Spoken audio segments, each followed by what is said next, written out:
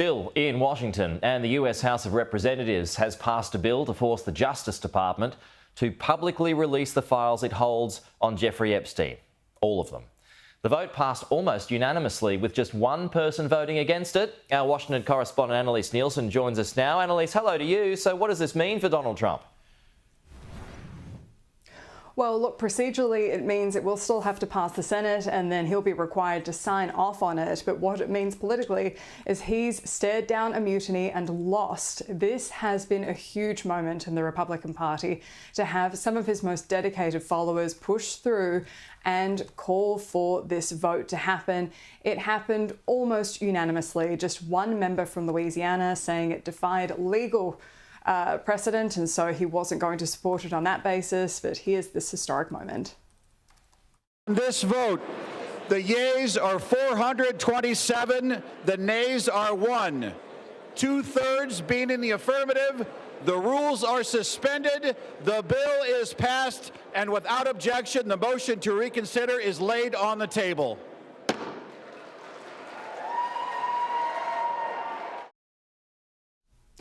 Watching on in that vote were some former survivors of Jeffrey Epstein. Earlier in the day, they met with some of the members of Congress who'd been pushing for this vote to take place, including Marjorie Taylor Greene. Now, she's been a devoted acolyte of Donald Trump for years, and they have fallen out over this. She refused to back down from having her name on the discharge petition. Donald Trump specifically asked her to do that, and she said no.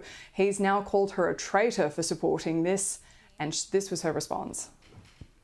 I was called a traitor by a man that I fought for 6 years for. And I gave him my loyalty for free. I won my first election without his endorsement, beating 8 men in a primary.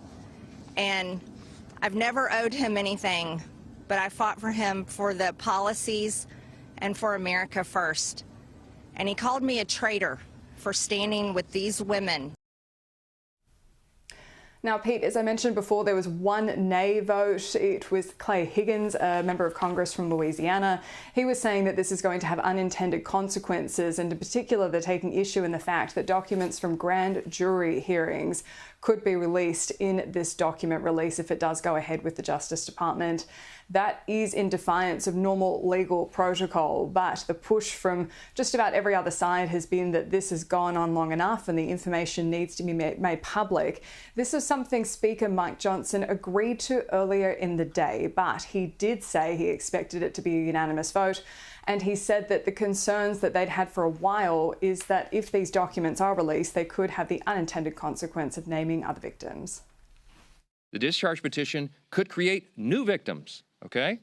Because it requires the DOJ to release information even in cases where the DOJ or the FBI has already reviewed it and determined it is not credible, it is false information.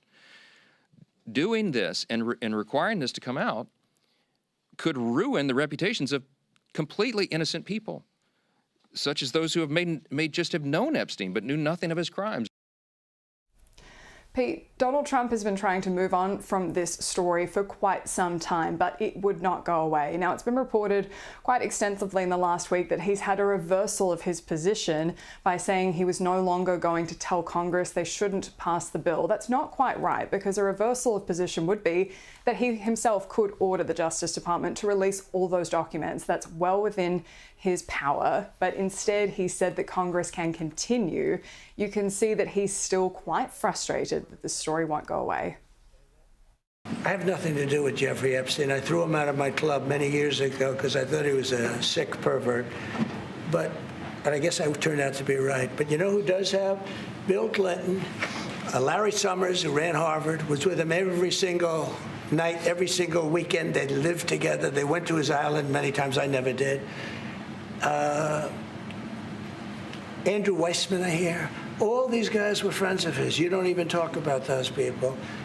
You just keep going on the Epstein files. And what the Epstein is a Democrat hoax. Now, the other interesting thing that's happened today is the vote we saw was for a discharge petition. What that means is it circumvented the normal congressional process. It stayed out of the powerful committees that could have stopped it, and it has worked in concert with a number of Republicans on the Hill who are feeling the pressure around this. What we know is that we have 1 year until the midterms. Many of these Republican members of Congress are going through their primaries now. Every member of Congress is up for election every 2 years, so they can't afford to be stuck in an issue like this when they're going back to the voters in their districts. So this has become just the most seismic issue in the Republican Party for a very long time. Yeah, you're right about that, Annalise. Thank you.